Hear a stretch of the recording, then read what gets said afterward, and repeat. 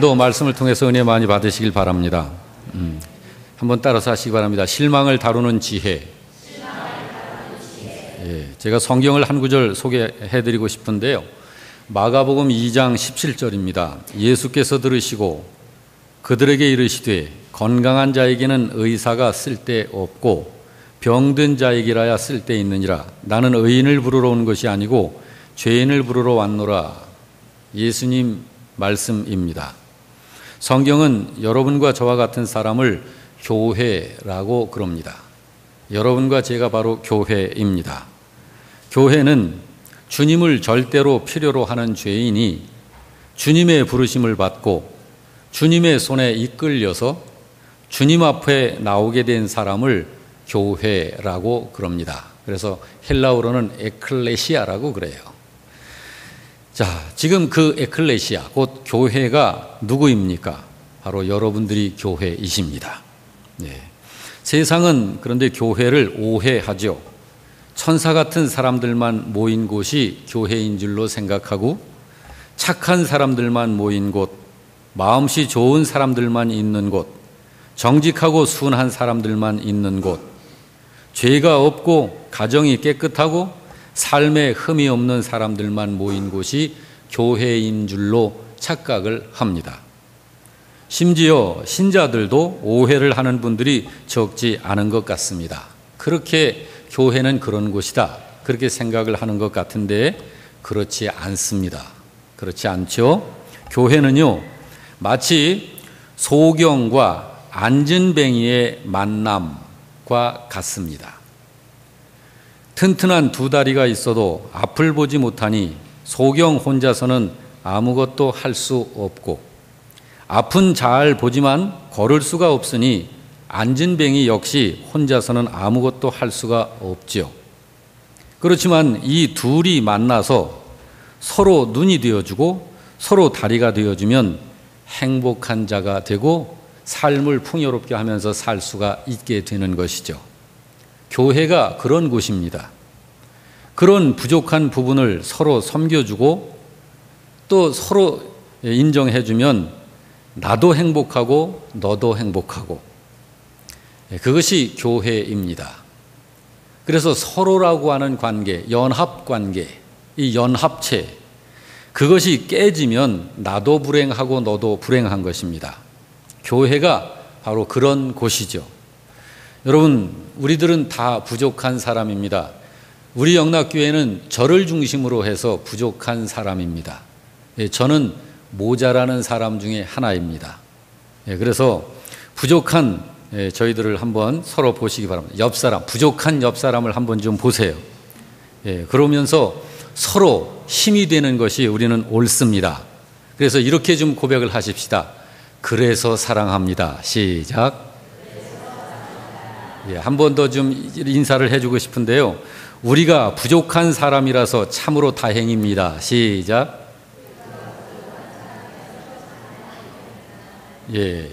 우리가 부족한 사람이라서 참으로 다행이에요. 부족하기 때문에 간절히 함께 있어야 되는 요구가 있는 거예요. 그래서 같이 있어야 되는 거예요, 우리는. 자, 오늘 말씀을 듣기 전에 찬송을 좀 하나 드리고 싶은데요. 317장, 이 찬송을 좀 같이 부르고 말씀을 받도록 하겠습니다. 317장입니다.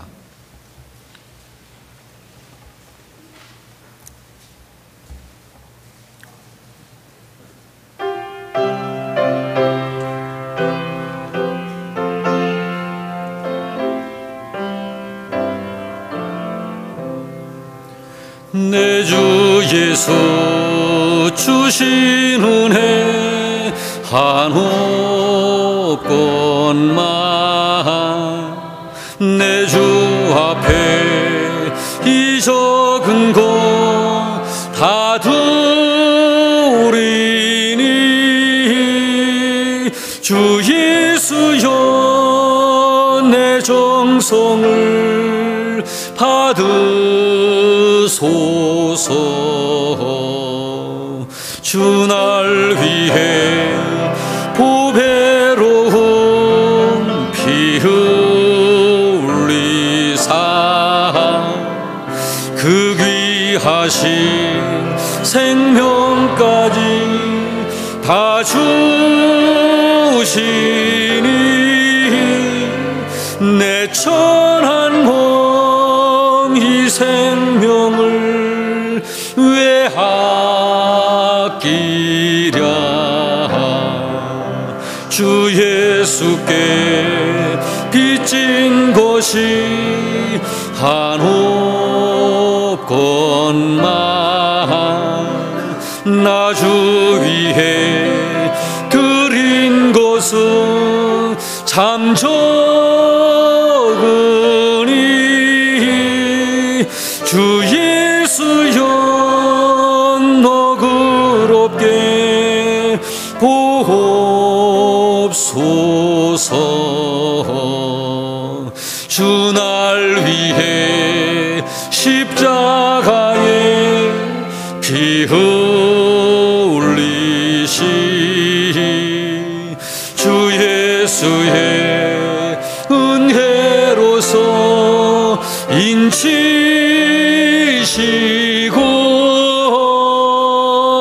내 모든 것 주의 소유 삼으소서.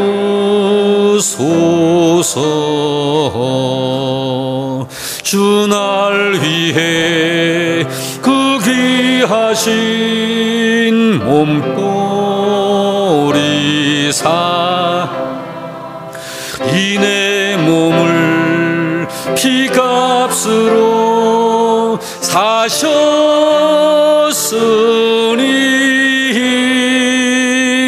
내 생명도 주 예수께 바칩니다.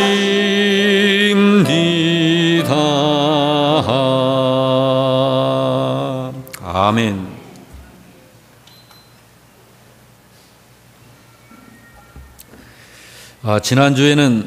지난주에 실망을 다루는 지혜라는 같은 제목으로 하나님의 말씀을 전했죠. 오늘도 그 말씀에 이어서 말씀을 전해드리려고 그럽니다. 부디 은혜 받으시기를 바라고요. 사람들은 조금 행복을 느끼면 이런 생각이 들죠.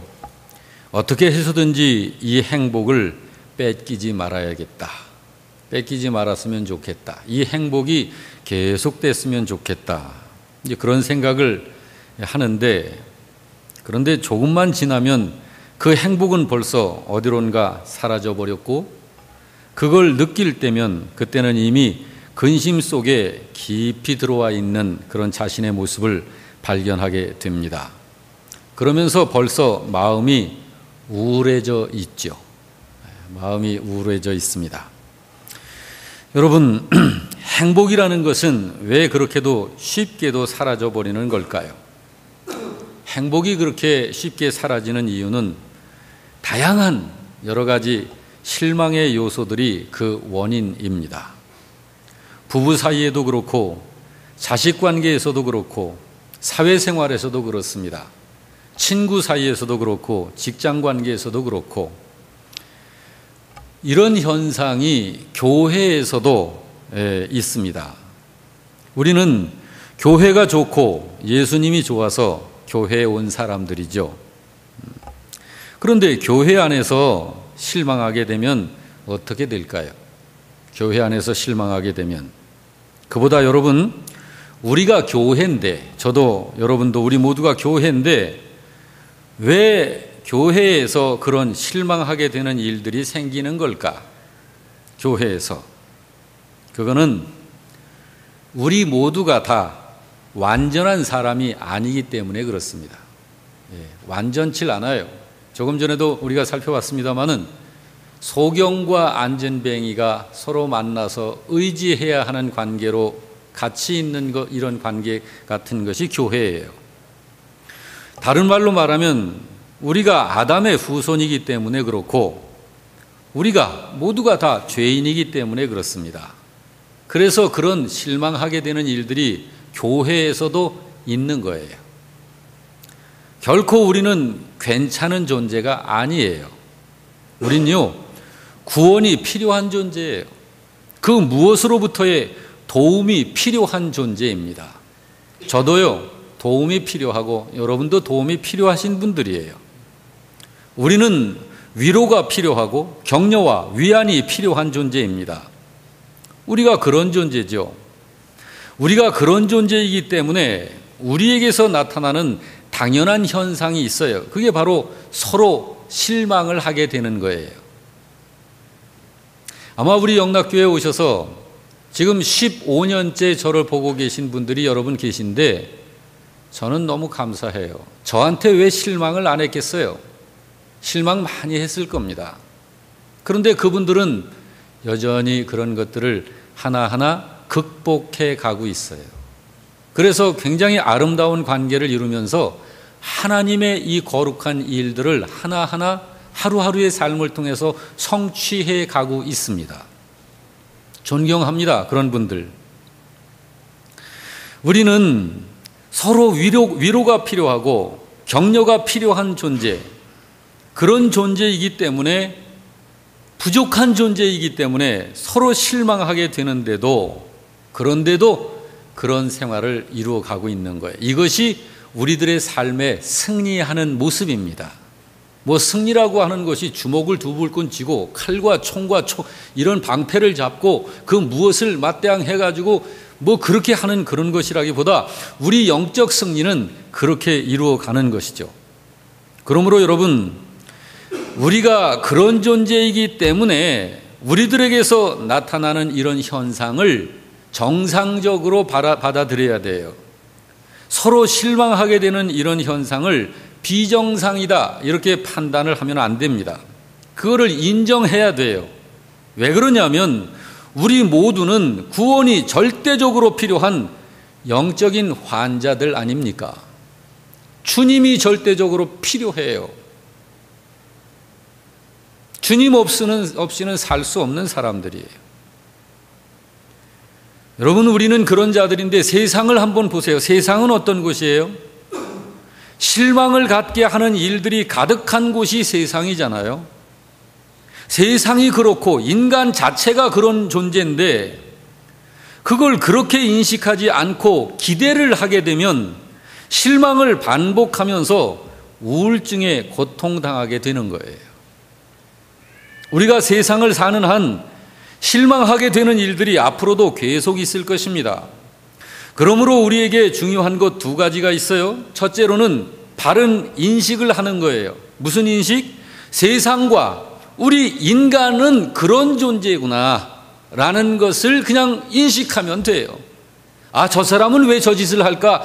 부족한 사람이기 때문에 저렇게 하는 것이 우리에게서 자연스러운 거지. 그러니까 우리가 믿음이 필요하고 주님이 필요한 거지. 둘째는 그런 실망을 주는 일들을 대하는 방법을 아는 거예요. 자, 이런 것을 그냥 방치해 두면 그 실망감 속에서 이것이 반복되면 우울증에 빠져들어서 영적, 정신적 고통을 우리는 계속 겪게 되는 거예요. 그래서 그런 것들로 인한 이 고통이 멈춰지지가 않게 되는데, 그렇게 되면 밝고 맑고 행복하게 살고 싶은 이런 거는 그냥 마음에서 원하는 것일 뿐 현실은 전혀 그런 삶이 되질 않아요. 우울하고 답답하기만 한 삶이 되는 것입니다. 희망적이고 미래적인 삶을 살 수가 없게 돼요. 여러분들도 아마 팬으로 계신 분이 많을 텐데, 로빈 윌리엄스가 며칠 전에 세상을 떠났죠. 저는 그분 참 좋아했습니다. 그분의 그 영화를 통해서 많은 사람들이 참 위안도 받고 많은 교훈적인 그런 것들을 담고 있는 정말 건전하고 좋은 영화를 참 이렇게 찍은 분이에요. 그런데 그가 세상을 떠났는데 그 방법이 자살을 했어요. 근데 그 원인은 우울증이었습니다. 우울증으로 죽은 거예요. 제가 그분의 운명을 달리한 이 소식을 TV를 통해서 듣고 참 여러 가지 생각을 하게 됐습니다. 이런 것들을 극복을 해야 해요. 그거 극복하지 못하면 그렇게 돼요. 우리를 무너뜨리고 깨뜨리고 우리를 부서뜨리고, 그래서 하나님께서 계획하신 본래의 우리 인간이 있고 우리의 생애가 있는데 그거를 그냥 다 흐트러버리고 망쳐버리려고 하는 이 어둠의 영들의 이런 계략과 작업이 우리를 지속해서 괴롭힘으로 다가오는데, 이런 것들에 대한 정체를 알고 이거를 잘 극복하고 이겨서 우리는 이겨내야 하는데, 그걸 알지 못하면 그런 비참, 고통 속에 그렇게 시달리다가 결국은 그걸 한계에 도달하면 더 이상 어찌할 수 없을 때는 스스로 그렇게 자기의 삶을 스스로 마감하는 이런 비극을 가져오는 거예요. 여러분, 이런 것들을 극복하는 지혜, 성경은 그걸 알려주고 있습니다.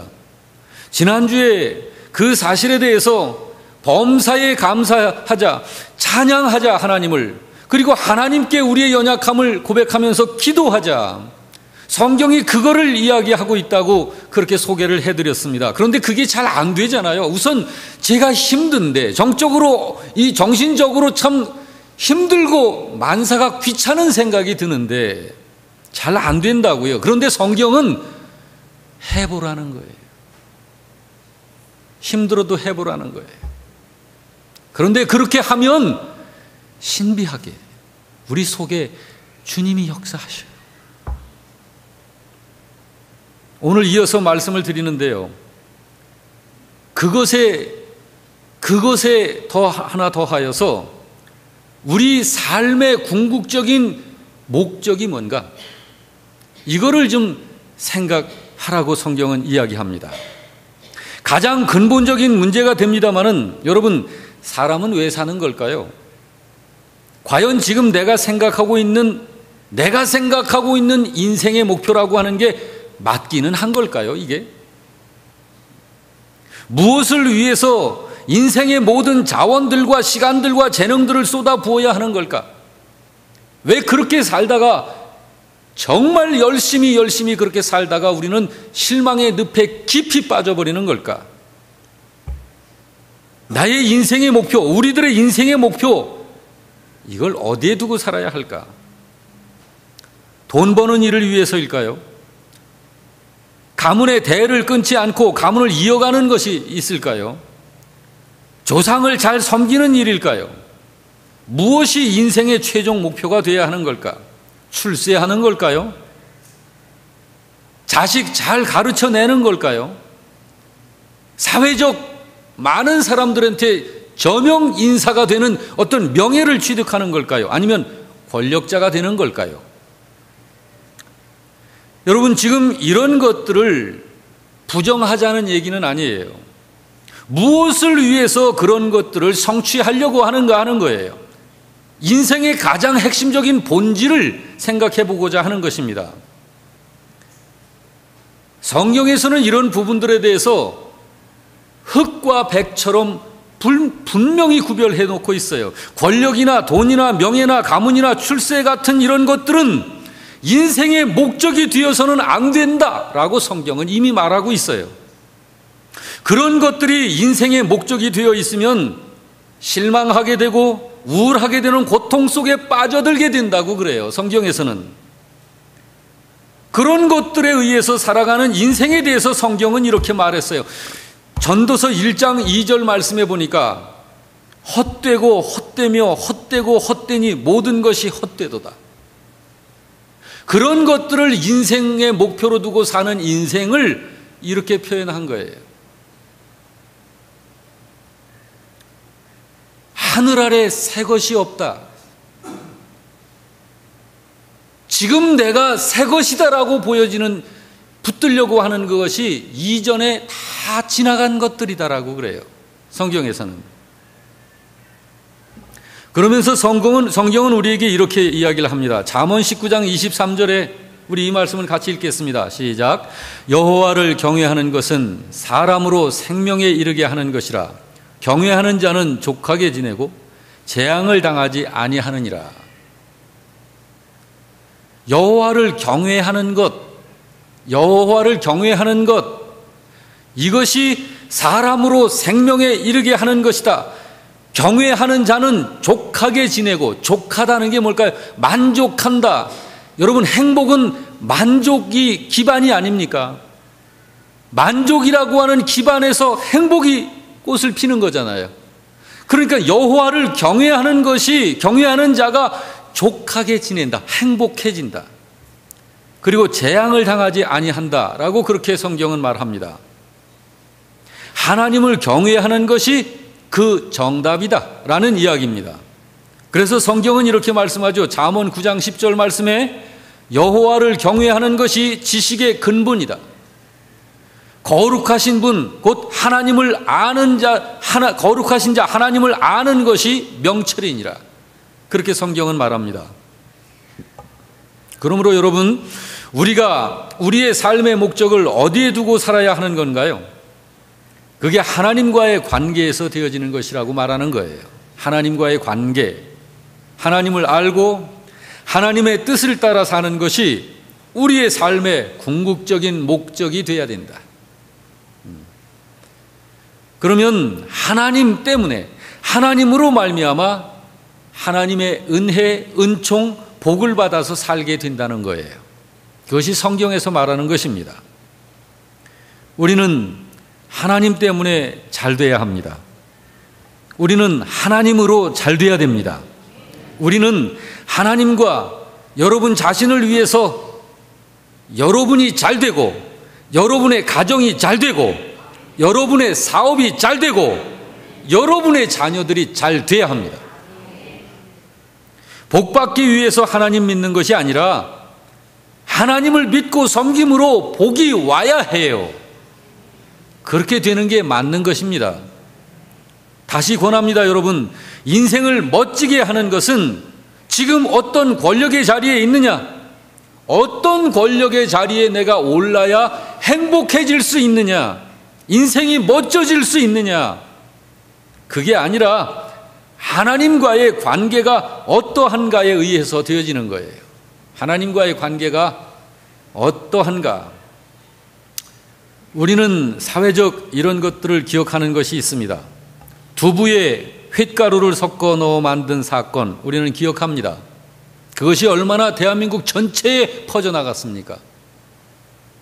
고춧가루에 공업용 물감을 넣어 가공하여서 팔고, 농약을 섞은 물을 주어서 콩나물을 속성으로 길러내어 파는 콩나물 공장들, 배나 사과나 포도 같은 과일을 농사하면서 지베린이라는 숙성제를 발라 속여서 판 과수원들, 빙과류에 유해 색소를 넣어서 제조해서 어린아이들에게 파는 이런 회사들.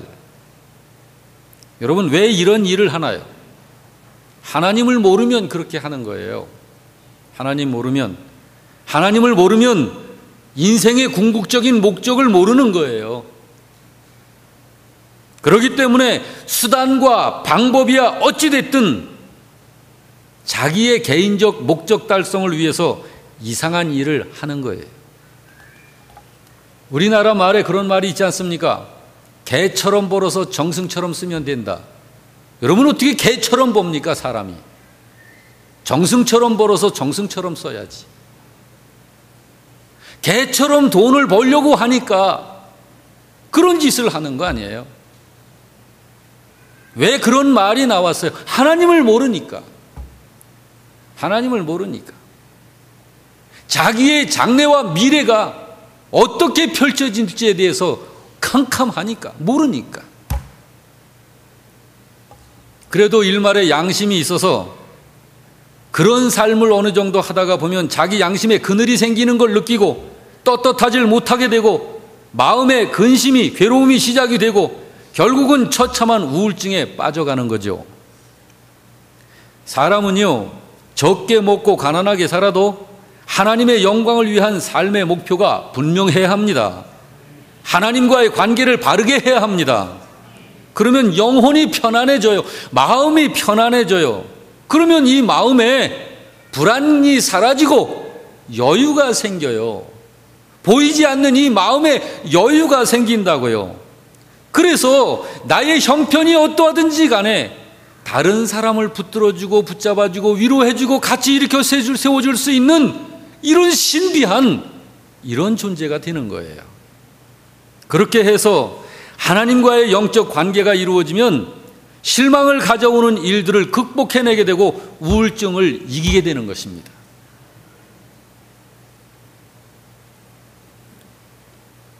하나 더, 이런 일들 앞에 우리는 우리들의 정체성을 분명하게 해야 합니다. 자관입니다. 자관.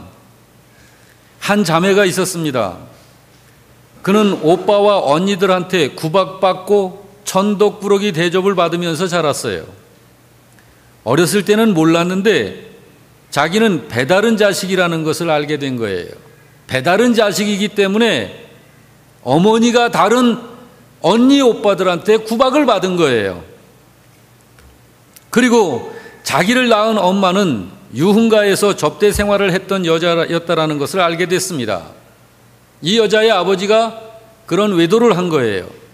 그러던 어느 날 이 자매가 꽤 컸는데 아버지라는 사람에게 끔찍한 일을 당했습니다. 그리고 얼마 후에 아무도 모르게 배다른 오빠한테도 추행을 당했어요. 그렇게 그늘진 힘든 생활을 살다가 이제 이성을 사귀게 됐는데 그 남자마저도 추행을 하고는 떠나버렸어요. 여인은 실망에 실망을 거듭하면서 분노가 일기 시작을 하고 그 분노는 증오로 발전하여 칼을 가슴에 품고는 자기의 남은 인생의 목표를 세웁니다. 그 인생의 목표는 이 한이 서른 이거를 품고 내가 못 살겠다. 자기를 욕보인 아버지가 되는 사람을 내 손으로 죽이리라. 이복 오빠를 죽이리라. 그리고 자기를 배신하고 가버린 그 남자를 찾아서 죽이고 나의 인생도 끝 마치겠다. 라고 하는 그런 목표를 세운 거예요. 이 자매의 얼굴에는 웃음이 아주 없습니다. 언제나 긍정적이지 못합니다. 공격적입니다. 그 사람이 어느 날 분노하면서 목사님께 찾아와서 말을 합니다. 목사님, 저는 희망이 없습니다. 나 같은 사람에게 무슨 희망이 있겠습니까? 목사님도 남자니까 남자 편 들겠죠. 그 여자에게 목사님이 하나님의 말씀을 말해줍니다. 자매님이 받아들이든 받아들이지 않든 그건 자매님의 자유입니다. 하늘과 땅과 세계와 그 가운데 모든 것을 지으신 하나님께서는 지금도 자매님을 사랑하고 계십니다. 그리고 예수 믿는 우리들도 자매님을 사랑하고 있습니다. 자매님, 집에 가시면 잠들기 전에 거울을 보고 이렇게 말해 보십시오.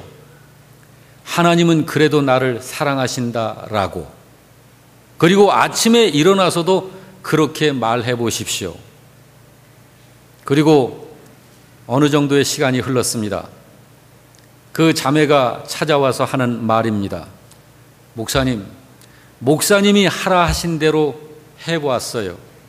그런데 사랑이라는 말을 할 때마다 왜 그렇게도 눈물이 흐르는지 모르겠어요. 그 말을 할 때마다 내가 얼마나 무섭고 추한 자리에 서서 나 자신을 찢고 있는지를 볼 수 있었어요. 그러면서 목사님, 주님이 나의 구겨진 모습을 펴주시고 씻어주시고 편안하게 품어주시는 것을 알게 됐어요. 이제 내 가슴에 품고 있는 칼을 목사님께 드리겠습니다. 그리고 나서 오랜 시간이 흘렀습니다. 그녀는 좋은 남자를 만났습니다. 하나님께서 연결시켜준 남자이죠. 이 여자는 어떤 남자가 필요한지를 하나님이 아시고 그 남자를 만나게 하셔서 남자가 이 여인을 그렇게 아껴주는 거예요. 사랑해주는 거예요. 결혼했습니다. 주님 앞에 무릎 꿇고 주님을 바라보며 주님이 인도하는 대로 그렇게 살아갑니다. 비로소 그녀는 진정한 행복을 갖고 사는 자가 된 것입니다. 여러분, 많은 분들이 자기 자화상을 비뚤게 가지고 있어요. 잠언 23장 7절을 보면 이런 말씀이 있습니다. 대저 그 마음의 생각이 어떠하면 그 위인도 그러하다. 자기 자신에 대해서 나는 할 수 없어. 나는 할 수 없는 사람이야. 나는 돈이 없는 사람이고, 나는 불행한 사람이야. 나는 결혼을 잘못한 사람이야. 나는 부모를 잘못 만난 사람이야. 나는 공부를 못한 사람이야. 나는 때를 못 만나 결국 실패만 할 수밖에 없는 사람이야. 이런 자화상을 가지면 그 사람은 우울증에서 나오질 못합니다. 자화상을 바르게 가져야 해요. 여러분, 적어도 여러분과 저는 하나님의 자식입니다. 적어도 여러분과 저는 이 세상에서 아무도 알아주지 않아도 천국 백성입니다. 여러분과 저는 여러분과 저의 속에 진정한 참 생명이 있습니다. 여러분과 저 속에 성령 하나님께서 오셔서 함께 계십니다. 비록 지금 아무리 가진 것이 없고 배운 것이 없다 해도, 몸이 불편하고 몸이 병들고 또는 두뇌가 똑똑하질 못해도 하나님과 천국과 새 생명과 부활이 바로 여러분의 것입니다. 여러분이 그런 분들이에요. 여러분이 그런 분들이십니다. 그러니 여러분의 자화상을 아름답게 인식을 하고 아름답게 갖고 나갈 수 있잖아요. 하나님을 알지 못하는 사람들은 이게 안 되는 거예요. 여러분 한번 생각해 보시기 바랍니다. 여러분은 여러분 자신이 어떤 사람이라고 생각하나요? 아직도 그런 부정적인, 이그러지고 깨어진 그런 자화상을 가지고 있다면 예수 그리스도 안에서 새롭게 된 자아를 그려보고 그것을 입으로 시인하시길 주의 이름으로 축원합니다. 그러면은 여러분의 생활 속에 밀려드는 실망감, 우울증 이런 것들을 극복하는 복 있는 승리자가 될 것입니다.